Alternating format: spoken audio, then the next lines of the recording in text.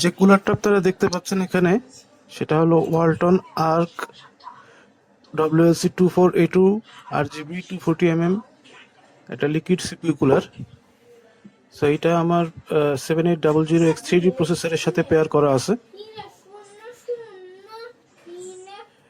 এখন এটার সাথে যে প্রোভাইডেড থার্মাল পেস্টটা থাকে, এটা দিয়ে টেম্পারেচার আমি সিনেবেঞ্চে যখন আমি ফুল লোডে মাল্টি করে রান করছিলাম, তখন আমি এখানে আপনার টেম্পারেচারটা পাইছিলাম হলো আপনার মোটামুটি 88 ডিগ্রি। সো এখানে আর্টিক MX6 একটা থার্মাল পেস্ট আছে আমার কাছে, আমি এটা দিয়ে লাগাই আবার ট্রাই করে দেখছিলাম।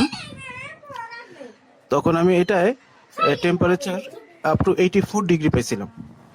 তো এটা একটা বাজেট সিপিইউ কুলার। সো এখন যদি কারো মনে হয় যে টেম্পারেচার বেশি পাচ্ছেন, তাহলে সেক্ষেত্রে একটা এই আর্টিক MX4 বা MX6 টাইপের একটা থার্মাল পেস্ট থাকলে ট্রাই করে দেখতে পারেন, টেম্পারেচার অন্তত পক্ষে 4 ডিগ্রি কমে যাবে। তো হয়তো এটা খুব বেশি কিছু না, এটা একটা জিনিস আমি টেস্ট করতে যে পেলাম, এই জন্য আপনাদের জানালাম।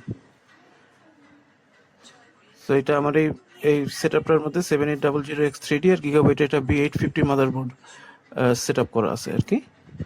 তো এই হলো বিষয়টা, একটা ইনফরমেশন আপনাদের সঙ্গে শেয়ার করলাম।